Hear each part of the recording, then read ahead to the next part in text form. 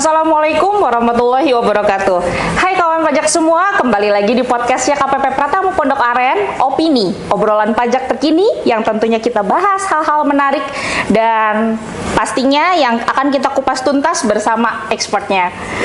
Kawan pajak semua juga bisa banget loh untuk akses podcast kita ini melalui channel YouTube kami yaitu KPP Pratama Pondok Aren atau akun sosial media kita ada di Instagram, Twitter, bahkan sampai ke WhatsApp barangkali memang kawan pajak semua ingin berkonsultasi. Apalagi sekarang zamannya udah canggih ya, yang memang mobilitas juga tinggi, jadi kita untuk diem nggak kemana-mana pun kita bisa loh untuk chat-chatan, konsultasi bersama kita KPP Pratama Pondok Aren melalui WhatsApp.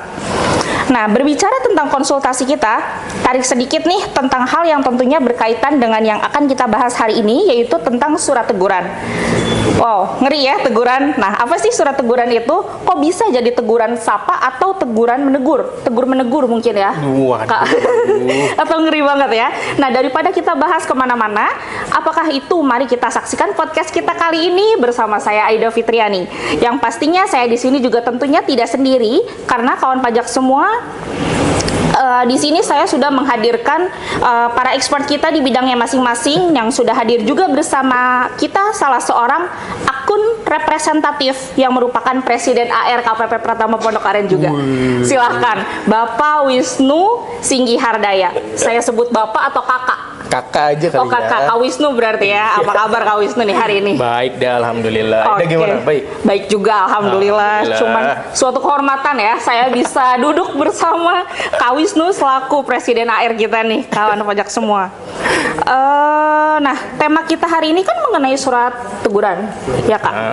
Nah, bisa dijelaskan mungkin kepada kawan pajak semua ini, apakah ada sangkut pautnya antara surat teguran dengan SPT? Kok bisa tiba-tiba menjadi surat teguran? Itu kan pasti ada asal muasalnya juga nih. Betul. Dari mana surat teguran ini berasal gitu? Jadi yang dimaksud Aida di sini nih, surat teguran ini berarti yang terkait dengan SPT tahunan berarti ya. Betul. Atau SPT masa gitu ya, bukan surat tegar menegur gitu tadi. Atau kan ada lagi nih sebenarnya surat teguran di seksi penagihan. Oh, beda lagi itu Kak. Betul. Jadi ini yang hari ini kita mau bahas mungkin berarti surat teguran yang terkait dengan pelaporan SPT ya. Oke, SPT tahunan ya berarti. Jadi kalau dari bahasa saya aja ya, bukan bahasa undang-undang, mungkin kalau surat teguran itu kan menegur ya, menegur. Berarti kalau lebih baiknya mungkin disampaikan itu surat apa ya? Untuk mengingatkan lah, mengingatkan kepada wajib pajak bahwa ada pelaporan-pelaporan atau kewajiban-kewajiban yang belum dilakukan nih sama wajib pajak. Gitu. Berarti semacam reminder gitu ya? Ya, mengingatkan. Walaupun secara bahasanya kayaknya ini surat teguran, ngeri ya. Tegur Padahal gitu ya. bukan menegur dalam hal yang bagaimana gitu ya. Kalau mungkin bisa secara sederhana itu tadi mengingatkan wajib pajak untuk melaporkan si SPT-nya. SPT-nya khususnya emang SPT tahunan berarti ya? SPT tahunan bisa, SPT masa bisa. Oh, SPT masa juga bahasanya istilahnya surat teguran juga ya? Ini surat teguran itu dikirimkan kepada wajib pajak sebelum, kan ini SPT tahunan ataupun SPT masa ada jangka waktunya. Iya, betul. Itu berarti dikirimkan sebelum atau sesudah jangka waktu masa habisnya? Jadi surat teguran itu pertama akan diterbitkan oleh kami ya dari pengawasan itu ketika jangka waktu si pelaporan SPT tahunan maupun SPT masa itu sudah lewat gitu ya. Karena ada batas akhirnya tuh ya. Ada batas akhir kayak misalnya SPT tahunan untuk orang pribadi di tanggal 31 Maret misalnya ya Kak. Betul. Nah, kalau misalnya sudah lebih dari tanggal yang ditetapkan atau berakhirnya masa yang ditetapkan. Nah, wajib pajak belum juga menyampaikan SPT-nya, berarti kita dapat menerbitkan surat teguran itu. Untuk mengingatkan wajib pajak terkait kewajibannya. Kewajiban pelaporannya. Betul. Untuk surat teguran itu juga berarti apakah ada jangka waktunya atau tidak? Jangka waktu apa ini, Mbak? Misal mungkin surat teguran ini nih dikirimkan kepada wajib pajak Hamin berapa setelah tanggal jatuh temponya laporan, misalnya kayak ya. gitu. Ada ketentuannya seperti itu atau enggak? Kalau berbicara jangka waktunya sendiri itu sepanjang saya pelajari gitu ya, dari berbagai macam peraturan yang ada Peraturan, itu oke.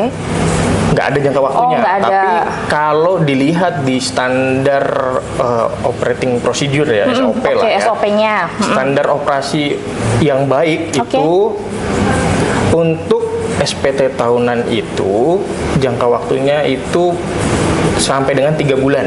Oke, jangka waktu sih menerbitkan surat teguran itu. Sampai dengan 3 bulan. Nah, untuk SPT masa itu 1 bulan. 1 bulan setelah berakhirnya masa jatuh tempo laporan ya.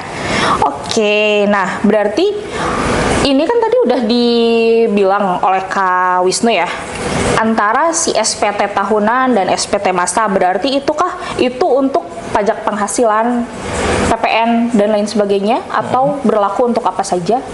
Surat teguran. Surat teguran bisa untuk semuanya. Jadi untuk bisa semuanya ya? SPT tahunan, baik badan maupun orang pribadi bisa. Terus SPT masa PPN bisa. Bisa juga. SPT masa pajak penghasilan juga bisa. Bisa. Baik. Berarti memang banyak ya untuk berlaku untuk semuanya. Ketika memang itu udah jangka waktunya udah habis, kawan pajak juga bisa jadi menerima surat teguran itu gitu ya. Kita mengingatkan, reminder. Jadi untuk wajib pajak semua, mumpung nih sebelum dijatuhi sanksi ya, betul. Jadi sebelum sanksi ada surat teguran dulu atau bagaimana prosedurnya? Kalau sanksi ya memang seharusnya ketika sudah lewat batas waktu penyampaian tidak juga dilaporkan oleh wajib pajak, kemudian ditegur, tidak juga direspon gitu ya oleh wajib pajak, oleh karena satu lain hal, ya pasti akan ada sanksi. Akan salah tetap berlaku ya, salah satunya. Baik. Jadi sanksi itu tidak mengikat ya, istilahnya tetap dia akan dijatuhkan juga walaupun surat teguran ini ya. Nah untuk berbicara tentang sanksi nih, apa sanksi dari terlambat atau tidak lapor SPT untuk SPT tahunan dulu deh? Karena kan tadi ini surat teguran itu berlaku untuk semua SPT ya, baik itu SPT masa, SPT tahunan, dan PPH ataupun PPN dan lain sebagainya. Nah ini untuk sanksinya tadi, apa sanksi dari terlambat atau tidak lapor SPT tahunan dulu untuk orang pribadi? Tidak lapor atau telat lapor itu SPT tahunan. Betul. Karena pekerjaan kita ini kan sebagai akun representatif ya, dalam hal ini melakukan pengawasan terhadap wajib pajak. Terus juga kita harus berpegang pada suatu undang-undang lah ya. Makanya kita di sini saya bawa susunan dalam satu naskah dinas. Keren ya, tebel kalau saya lihat-lihat. Ini yang kita gunakan untuk bekerja sebagai AR ini. Jadi kalau misalnya tadi pertanyaannya seperti itu, berarti kita coba buka nih di sini. Baik, silakan kita berikan waktu dulu supaya ya. tidak salah informasi. Ya kan? Karena betul. Ini silakan dibuka dulu, kita kan ngobrol-ngobrol santai aja Kak. Boleh, silahkan. Nah, terkait dengan keterlambatan pelaporan atau tidak lapor tadi atas SPT tahunan itu ada di pasal 7 Undang-Undang KUP.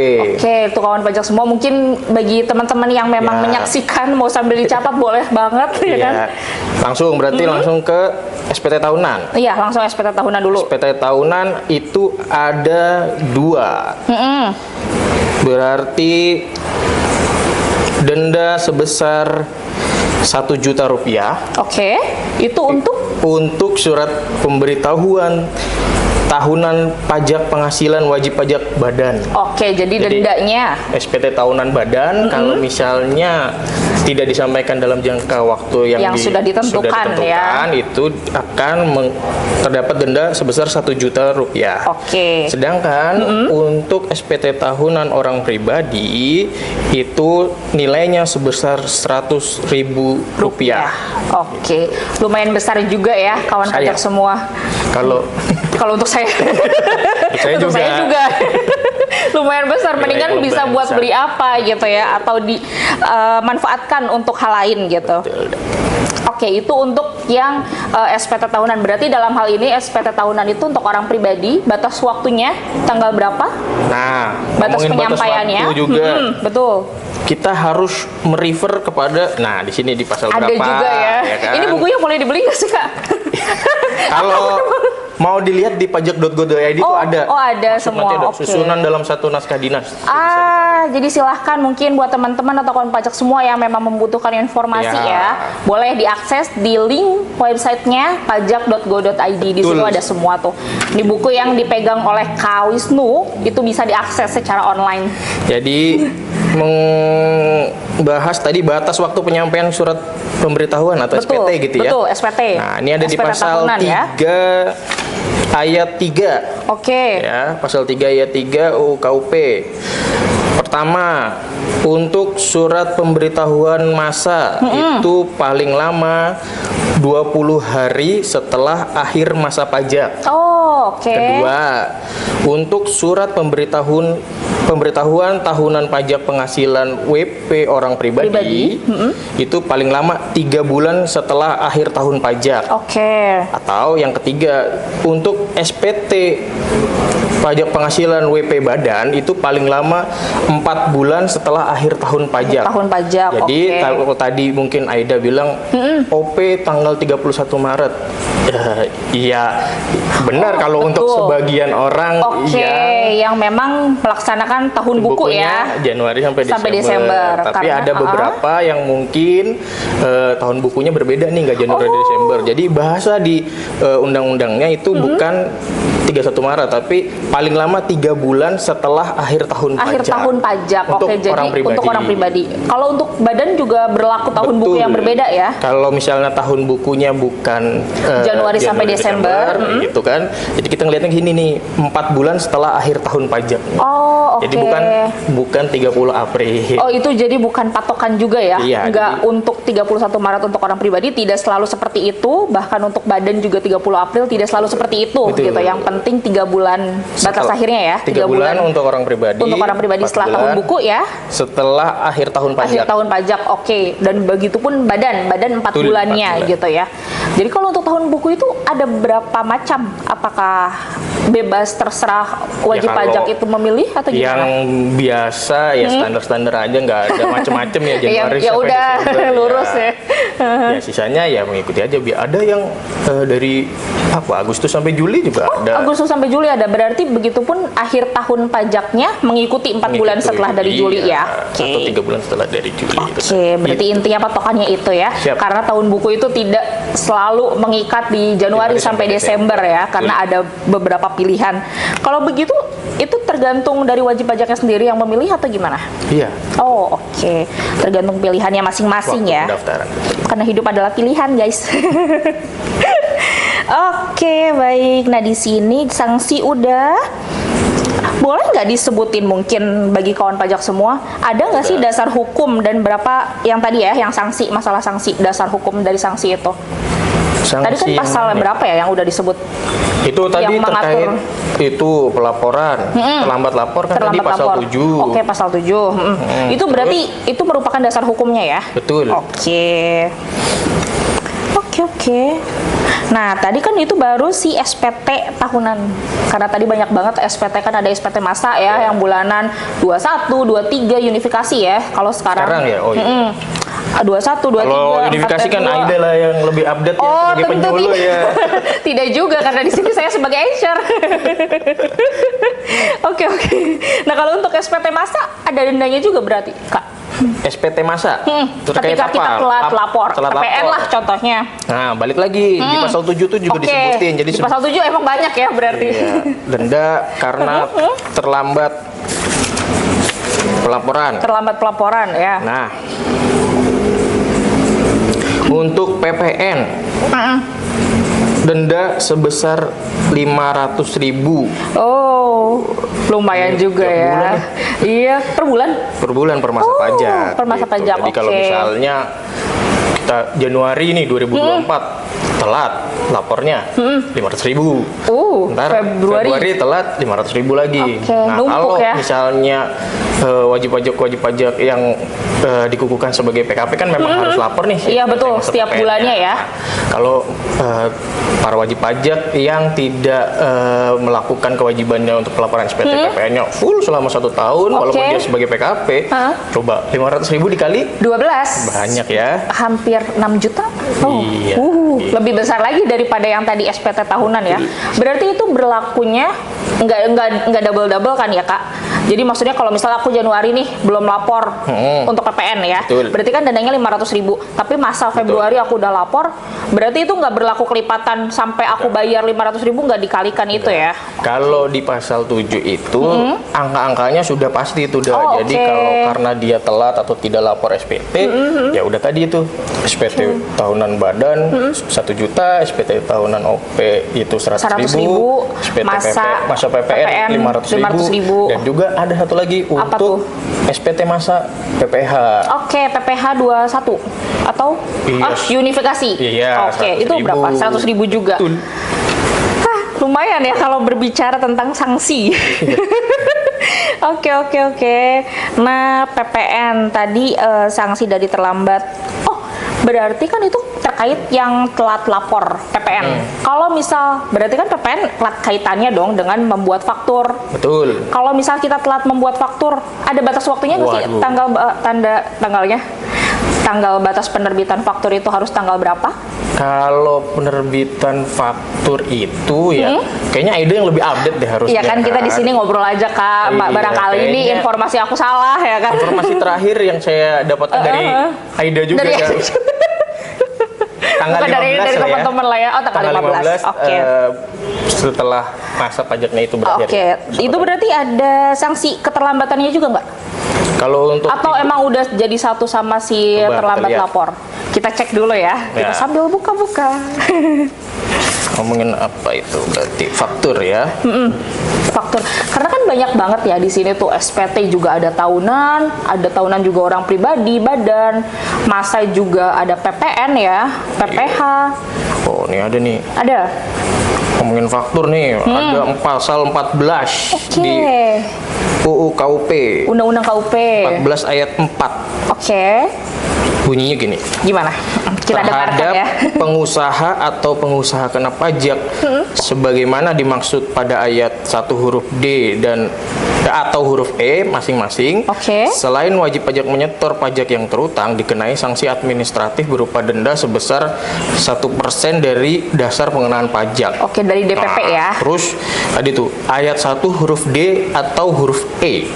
Nah, berarti kan kita harus refer ke ayat satunya nih kan ya. Ayat satunya untuk di D itu pengusaha yang telah dikukuhkan sebagai PKP tetapi tidak membuat faktur atau terlambat membuat faktur pajak. Itu D.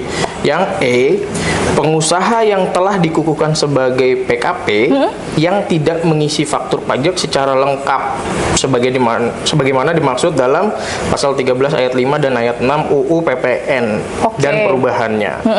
Selain identitas pembeli barang kena pajak atau penerima JKP serta nama dan tanda tangan sebagaimana dimaksud pasal 13 ayat 5 huruf B dan G Undang-Undang Pajak Pertambahan Nilai dan perubahannya dalam hal penyerahan dilakukan oleh pengusaha kena pajak pedagang eceran. Oh, ini untuk yang pedagang eceran. Nah, artinya berarti ini ada dua nih STP yang bisa dikeluarkan atau sanksi lah, kita nggak ngomong STP dulu ya, berarti sanksi sanksi dulu ya atas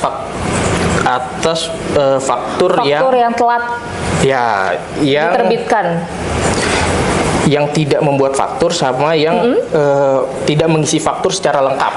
Baik. Gitu. Nah, permasalahannya adalah kalau tadi kan nilai sanksinya ini ditambah nih jadinya. Baik. Bunyinya kan tadi. Coba. Berupa denda sebesar 1% dari dasar pengenaan pajak. Dari DPP? Iya. Katakanlah kita DPP-nya 10 juta gitu. Berarti termasuk... Susah ya? Coba misalnya 1 miliar gitu. Ya udah, berarti dia mainnya angkanya besar ya guys. Gak bisa main angka kecil. Kalau misalnya DPP-nya 1 miliar, terus dikalikan 10% 100 juta. Kali 1% 10 10 juta ya deh. Banyak ya kan? Lumayan banyak, lumayan Iya, besar ya. gitu. Itu berarti sanksinya. Sanksinya untuk 2 itu tuh. Oke. Untuk yang PKP tidak membuat faktur, Tidak membuat faktur atau telat membuat faktur.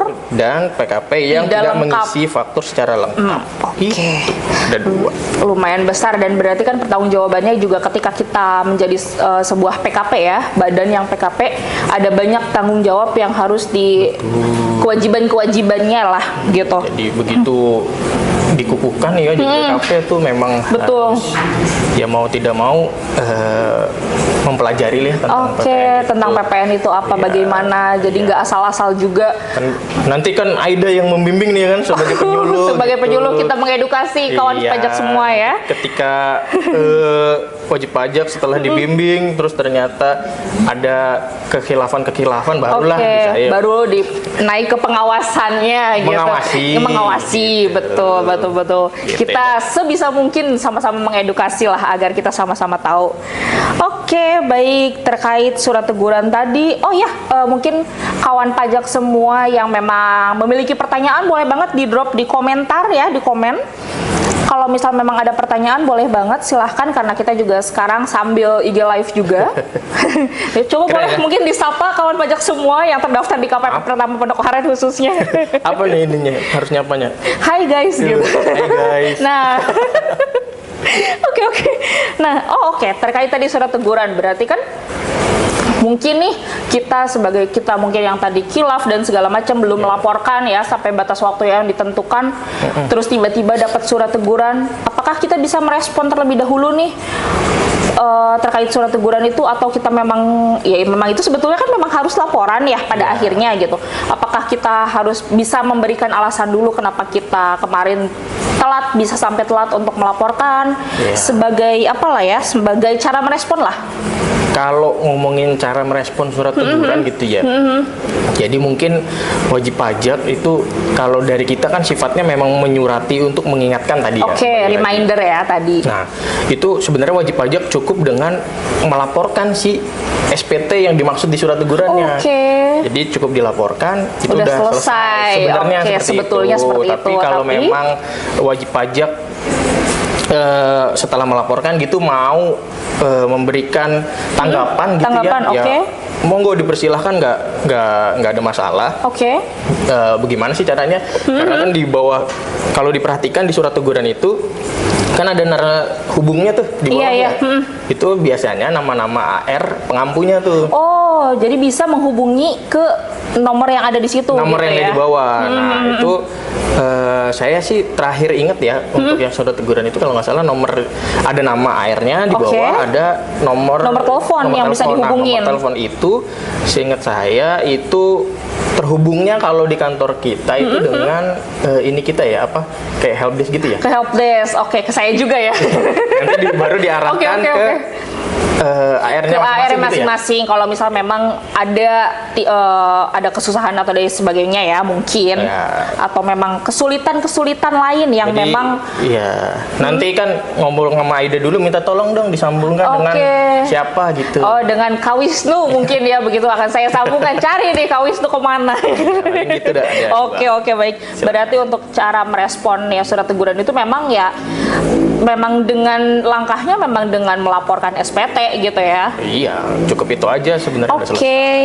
Oke, berarti tadi mengingat sedikit ya, tadi kan membahas tentang si surat teguran dengan STP.